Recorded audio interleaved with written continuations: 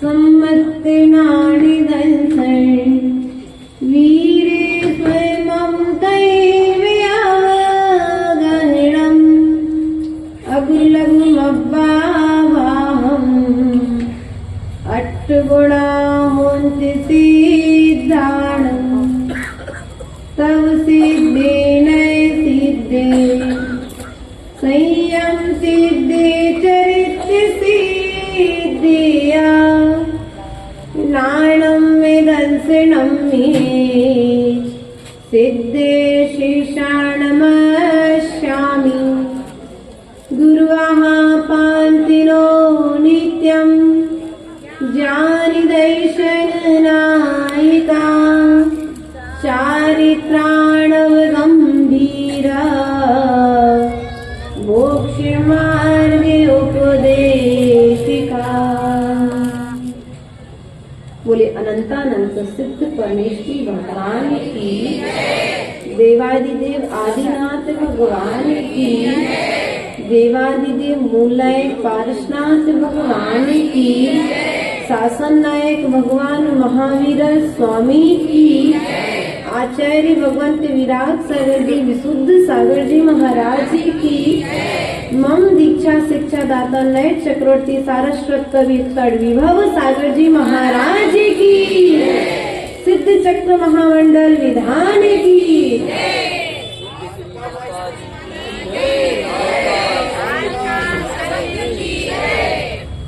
प्रिय बंधुओं, सिद्ध चक्र महामंडल विधान के माध्यम से हम सभी यहाँ पर जिनको हमने नहीं देखा,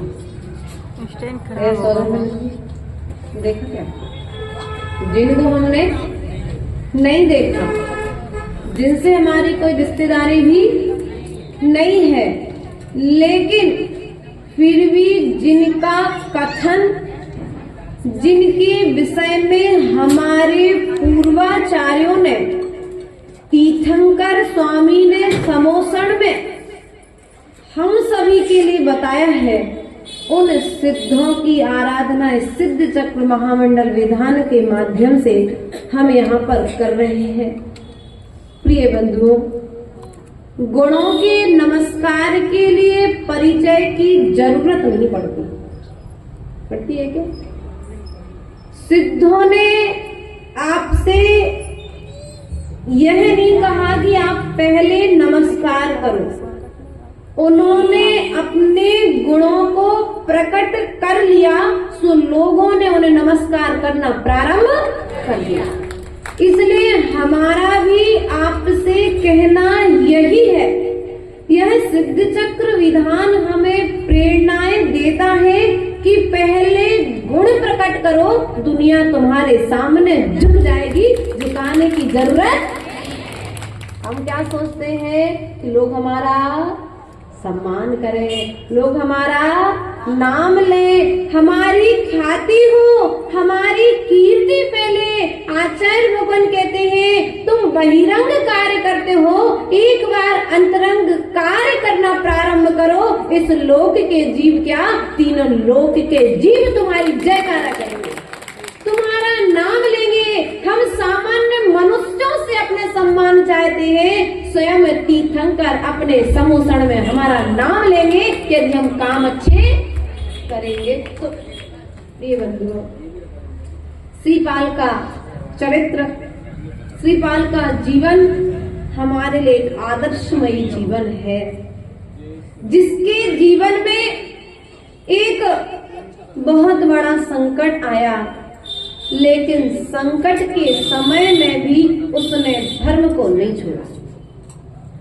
सौधर्मेंद्र जी अवधि ज्ञान लगा रहे क्या? नहीं, हमें ऐसा लगा कि आप अवधि ज्ञान लगा रहे थे।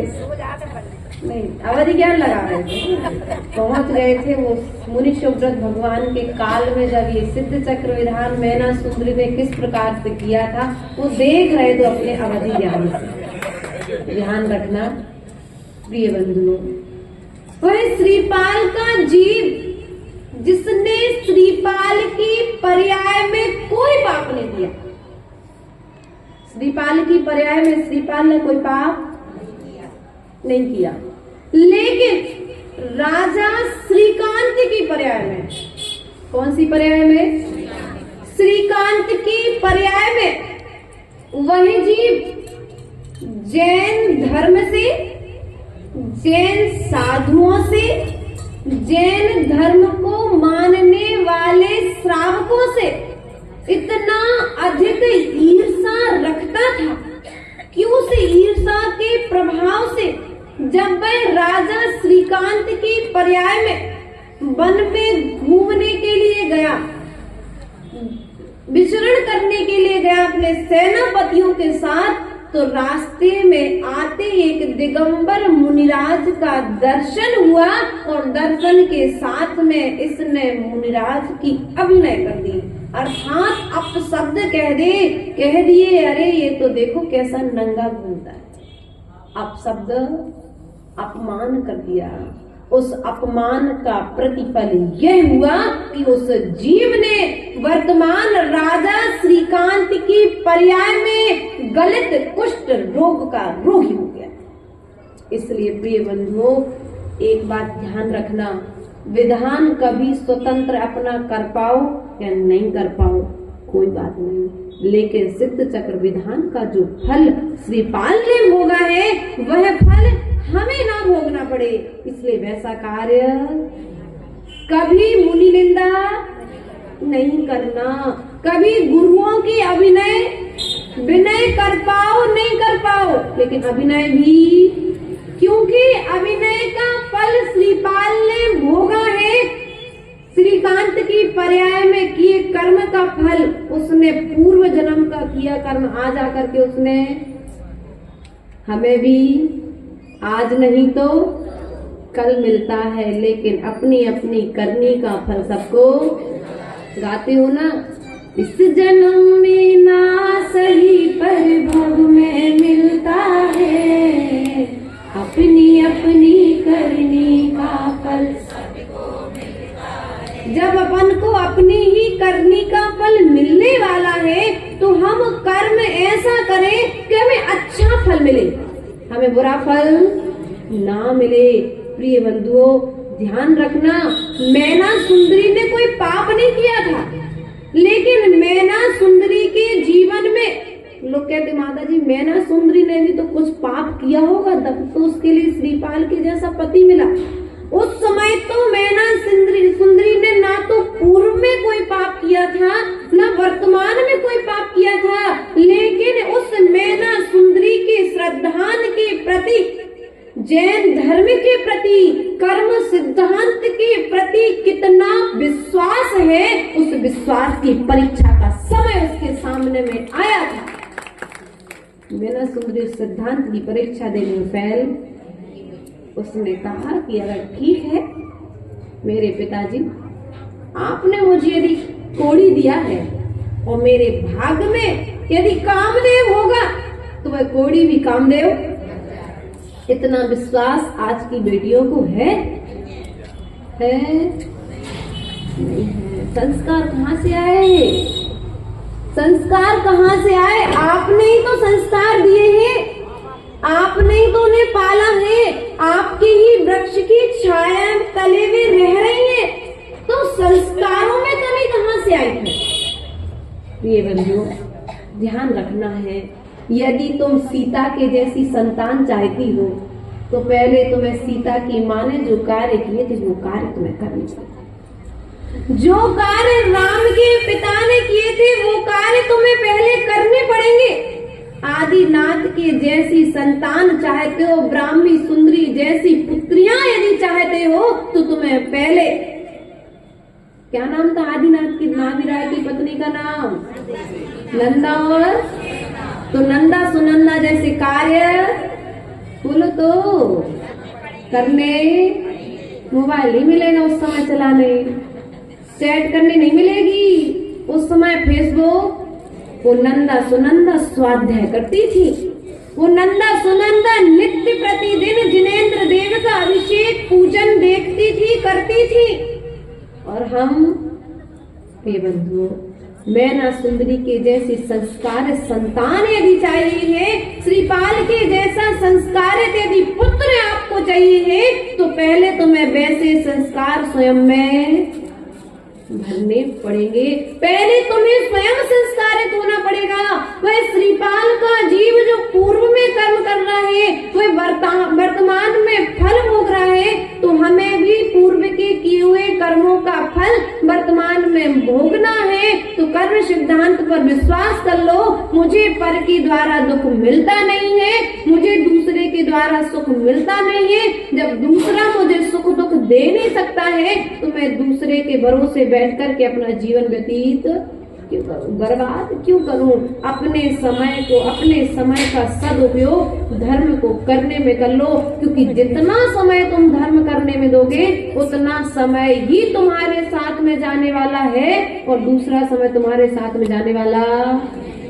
बोलो तो यहाँ के लोग तो प्रवचन भी कर लेते हैं, गाने के साथ साथ में प्रवचन भी आते कि नहीं आते?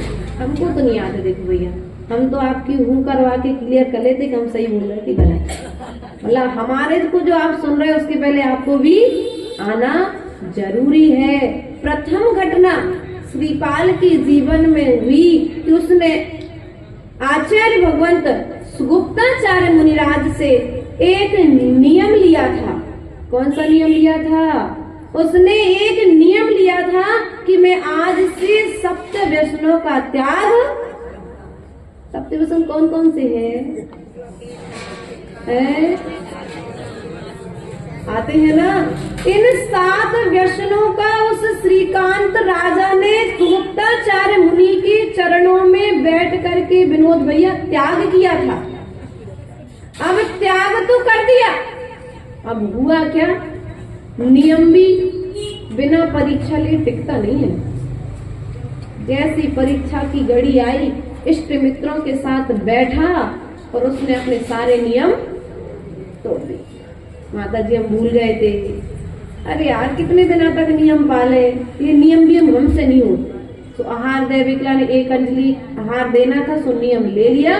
तो बाद में दूसरे दिन माता जी ने महाराज जी ने कही थी हमसे, हमने थोड़ी ना कही थी। ऐसा भी लोग बाग मायाचारी और नियम तोड़ दिया। उसके प्रभाव से क्या हुआ?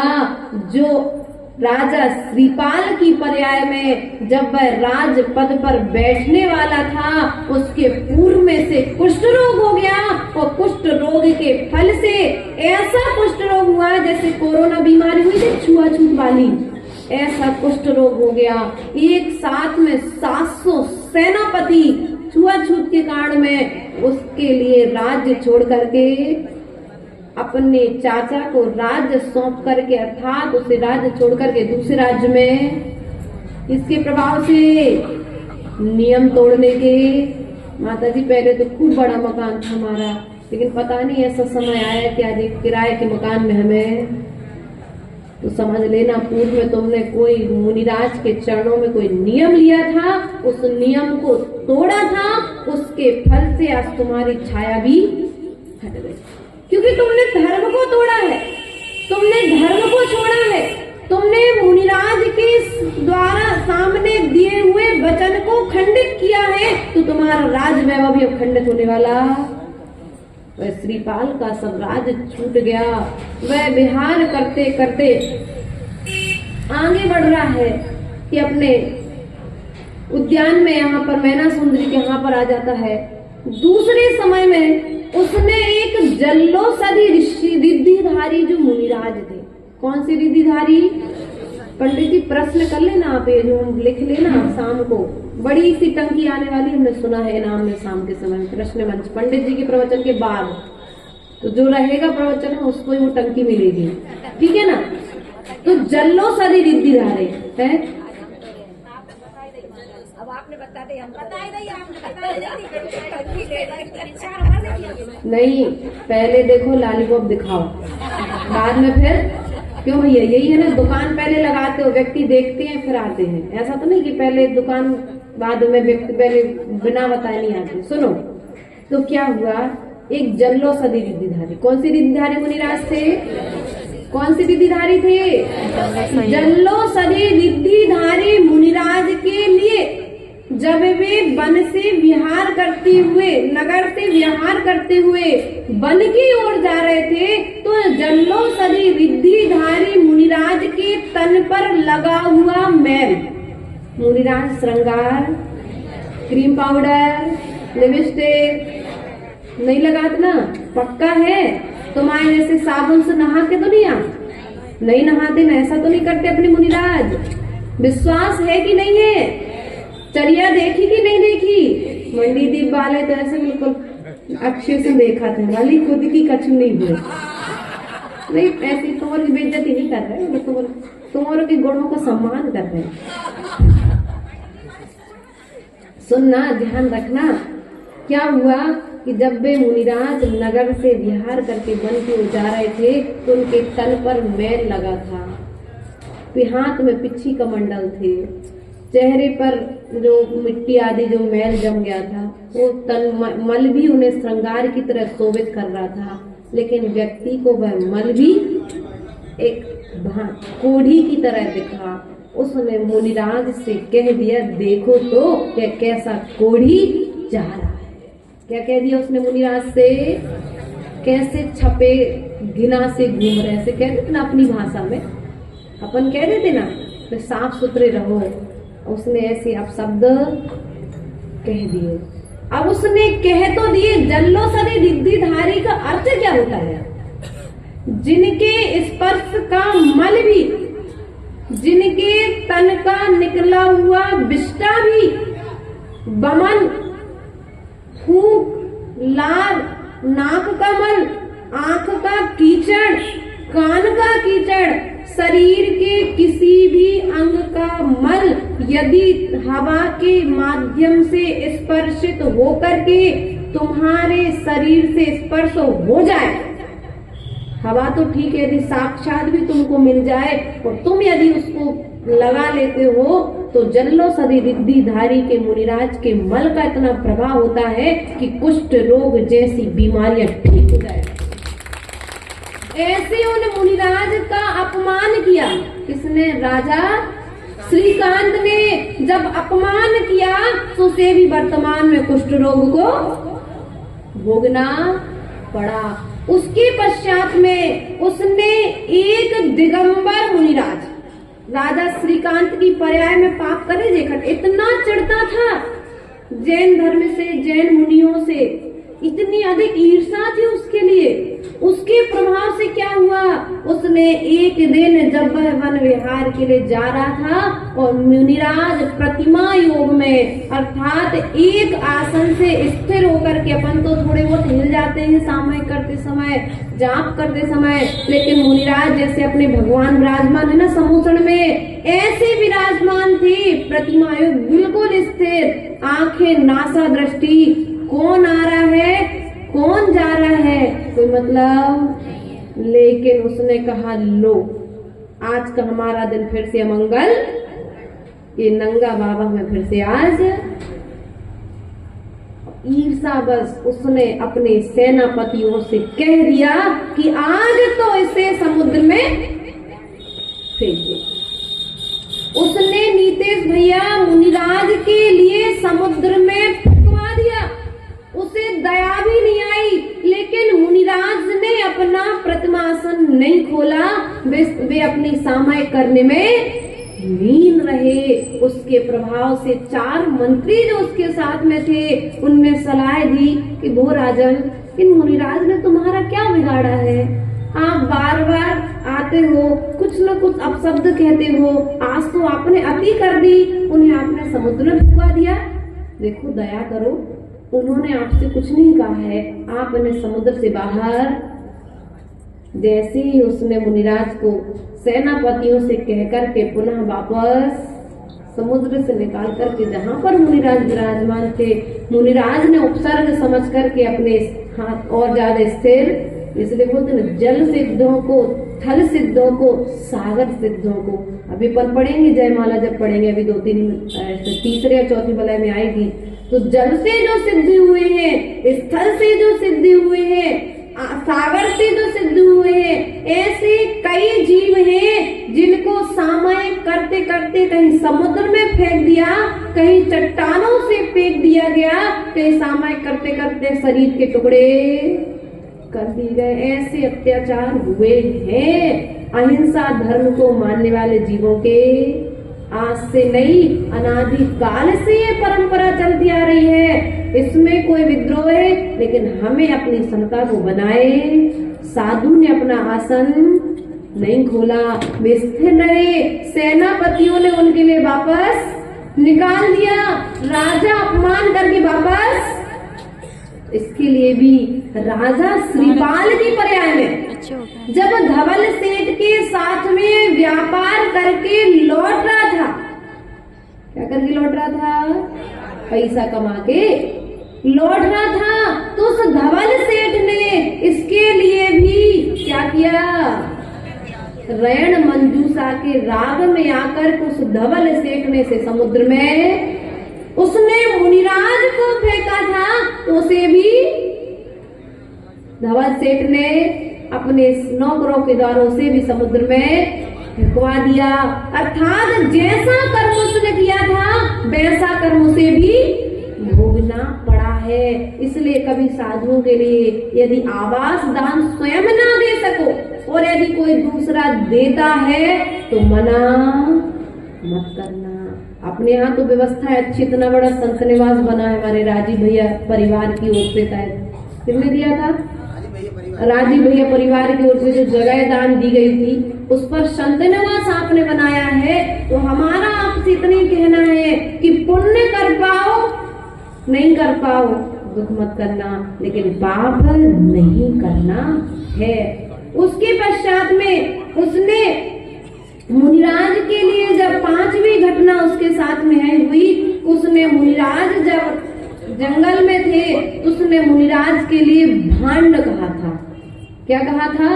भांड कहा था। तो जब ये समुद्र पार करके दूसरे राज्य में पहुंच गया तो धवल सेठ ने भी एक कूटनीति बनाई और उस कूटनीति के माध्यम से उसे भी भांड कहलवाया, अर्थात उसे भी कहा गया हम जिसके लिए जैसे शब्द बोलेंगे वैसे शब्द हमें रिटर्न मिलने वाले है कि नहीं है। इसलिए जैसा सम्मान हम दूसरे को देंगे वैसा सम्मान हमें मिलेगा। गुरुदेव सदा एक ही बात कहते हैं कि जैसा व्यवहार आप अपने साथ चाहते हो, नीतीश भैया ध्यान रखना, हमारे बुजुर्ग बच्चे ध्यान रखें, जैसा व्यवहार आप अपने साथ चाहते हो वैसा व्यवहार दूसरों के साथ करना प्रारंभ कर दो, तुम्हारे साथ दूसरे का व्यवहार बदल जाएगा। जो व्यवहार हमें गलत लगता है वह व्यवहार हम दूसरे के साथ नहीं करेंगे। ऐसी आदत जीवन में लेकर के आना है। प्रिय बंधुओं, यह श्रीपाल चरित्र मैना सुंदरी का जीवन। हाँ क्या कहनी देवी है? देखो ध्यान रखना, मैना सुंदरी ने जब भक्ति की ना तो ना उसे ठंड लगी ना उसे गर्मी लगी, उसे तो मात्र एक ही लक्ष्य था, मुझे असाता कर्म को क्षय करना। इस विधान की जब बोलियां लग रही थी सबसे ज्यादा खुश यदि हमें कोई दिखी थी तो कौन थी वो? बोलो तो, सबको पता है ना सबसे ज्यादा खुश कौन हुआ था? यदि इनके पास विक्रिया होती तो ये विक्रिया से सीधा ऊपर उठ जाते। प्रिय बंधुओं ध्यान रखना है, ये सिद्ध चक्र विधान अपना एक बहुत महान विधान है जिसके माध्यम से हम एक की नहीं एक की पूजा करेंगे तो एक जीव की कर लेंगे। भाई आदिनाथ भगवान की आदिनाथ के नाम से कर ली, अजितनाथ की अजितनाथ के नाम से कर ली, पारसनाथ की पारसनाथ के नाम से करती। लेकिन सिद्ध चक्र विधान एक ऐसा विधान है जिसमें किसी का नाम विशेष भेदभाव की बात अभेद को दिलाने वाला है। इसलिए हम ये सिद्ध चक्र विधान उन सब सिद्धों की आराधना कर रहे हैं जो एक ज्ञान के बल पर भी सिद्ध गए हैं। उन सिद्धों की आराधना कर रहे हैं जो दो ज्ञान के बल पर सिद्ध हुए हैं। उन सिद्धों की आराधना कर रहे हैं जो तीन ज्ञान के बल पर सिद्ध हुए हैं। उन सिद्धों की आराधना कर रहे हैं जो चार ज्ञान के बल पर सिद्ध हुए हैं। उन सिद्धों की आराधना कर रहे हैं और पांच ज्ञान के धारी हम आप हैं। तो भविष्य के सिद्ध बनने की तैयारी यहाँ पर हम सभी कर रहे हैं। तो ध्यान रखना, मान सम्मान बिल्कुल। सिद्ध चक्र विधान किसका है? हमारा। किसका है? बोलो तो हमारा है। क्योंकि यहाँ पर जो विराजमान है, जो चले गए उनकी तो आराधना कर रहे हैं, लेकिन जो विराजमान है वे भविष्य के होने वाले सिद्ध हैं। इसलिए विधान किसका कर रहे हैं? हम अपना कर रहे हैं। अपने गुणों को जागरण करने के लिए विधान कर रहे हैं। इसलिए थोड़ी सी ठंड को भूलते हुए आप समय का ध्यान रखेंगे, क्योंकि आज तो थोड़े से हम लेट हुए हैं। शांति धारा करता परिवार जो है थोड़ा सा हमारा साथ आप लोग दे दें। इसलिए एक दिन पूर्व एक मिनट भी यदि बचाते हैं तो हमारा समय हमारे लिए आगे मिलता जाएगा। आप सबके भी व्यापार लगे हुए हैं, तो समय का ध्यान रखते हुए समय पर हमें यदि यहाँ पर आएंगे तो सिद्ध चक्र विधान की महिमा को हम और गाते चले जाएंगे। इन्हीं भावनाओं के साथ में आज नियम ले लेना। जो कार्य श्रीपाल ने किया था वो कार्य में कितने लोग लेंगे नियम? हाथ को उठाना थोड़ा सा। दीदी कैद कर लो अपने कैमरे में। जिनके हाथ एक उठे, देखो दादाजी का एक भी हाथ नहीं उठा। क्या बात है, करोगे क्या भैया? आपका जी सब संकल्प ले लो कि आज के बाद मैं कभी किसी मुनिराज की निंदा करूंगा। अच्छे से नहीं, मतलब पक्का करेंगे। बाहर जो खड़े भैया माताजी को करेंगे कि बिना चेयरमैन और चेयरमैन नवीन भैया, सबसे पहले तो आपको नियम लेना है। अड़ोसी पड़ोसी संयम भैया कौन है भैया? जो भी है, देखो हमारी नजर जहाँ तक पहुँच रही है उनके लिए भी आपके हित के लिए नियम है। हमारा पुण्य हमारे साथ में चलता है, लेकिन आप भी पाप से बच जाओ। श्रावक होते हुए भी श्रावक धर्म का निर्दोष पालन कर सको। श्रावक होते हुए भी आप सिद्धों की आराधना करके सिद्धों के मार्ग पर चल सको। अंधु वही मार्ग बता सकते हैं। इसलिए ध्यान रखना, मैना सुंदरी ने चमत्कार को नमस्कार नहीं किया है। मैना सुंदरी ने अपने नमस्कार से चमत्कार पैदा किया है। तो हम जहाँ पर चमत्कार है वहाँ नमस्कार करने, बोलो तो जो नियम थोड़ा कठिन पड़ेगा नहीं, क्योंकि मिथ्यात्व में पड़े हुए हैं मंडी दीप वाले, सीधे नहीं है, पता है हमें। बोलो तो जहाँ चमत्कार है वहाँ पर नमस्कार करने। बोलो तो हाथ उठाना, फिर से उठाना। देखो माता जी कह रही हम परिचित हैं। माता जी आप कहाँ जाना? बोलो तो पीछे वाले कौन बैठी है पीछे? तुम्हारी महक बैठी नहीं, रोहित की बहन बैठी है। हाँ बेटा, तुम अपने अड़ोसी पड़ोसी को बोलो थोड़ा हाथ उठाओ कि मिथ्यात्व को नमस्कार। क्योंकि 64 रुद्धि विधान हम उन्हीं के से अर्घ चढ़वाएंगे जो मिथ्यात्व को नमस्कार करने का त्याग करेंगे। ठीक है ना भैया? हमें 64 रिद्धि व्रत के दिन हमारे लिए कोई बोली नहीं चाहिए। हमें एक नियम चाहिए, क्योंकि मिथ्यात्व का त्याग ही तुम्हारे लिए संसार से छुड़ाने वाला। ताली नहीं बजवाना, हाथ उठाओ, नियम लो पहले। कौन कौन लेगा? 100 धर्मेंद्र, ओ पीछे वाले भैया। हाँ मैं खड़े हाथ तो करो ऊंचे। और कौन कौन ले रहा नियम मिथ्यात्व का नमस्कार? नमस्कार करना है। इतने सीधे हो, सबका नियम हो गया ना? काय सब करो कि मिथ्यात्व को नमस्कार। रानू की भाई काय सब करो, काय सर मिथ्यात्व को नमस्कार करोगे कि नहीं करोगे? देखो तुम्हारी करनी तुम्हारे हाथ में है, लेकिन मिथ्यात्व को नमस्कार नहीं करने में ही हमारा भला है। सच्चे देव, सच्चे शास्त्र और सच्चे गुरु। क्या? सच्चे देव, सच्चे शास्त्र और सच्चे गुरु, अर्थात ना जिनके जीवन में न जो राग से रहते हैं और जो द्वेष से रहते हैं। देखो अरहंत देव की दवाई विनोद भैया एलोपैथिक की तरह नहीं है। एलोपैथिक दवाई क्या करती है बोलो तो? एलोपैथिक दवाई ऐसे ही मिथ्यात्व हाँ भाई हमने एलोपैथिक दवाई मिथ्यात्व की तरह है और आयुर्वेदिक दवाई समझदार हो आपने बोला तो प्रवचन करने है ना, प्रवचनकार है सब कह रहे हैं जो आयुर्वेदिक दवाई है वो जड़ से रोग को शांत कर देती है। उसी प्रकार से सच्चे देव, सच्चे शास्त्र और सच्चे गुरु की भक्ति हमारे कर्मों को जड़ से समाप्त कर देती है। तो हम प्रयास और पुरुषार्थ करेंगे कि अरहंत देव के शरण के अलावा हम अन्य की शरण में नहीं जाएंगे।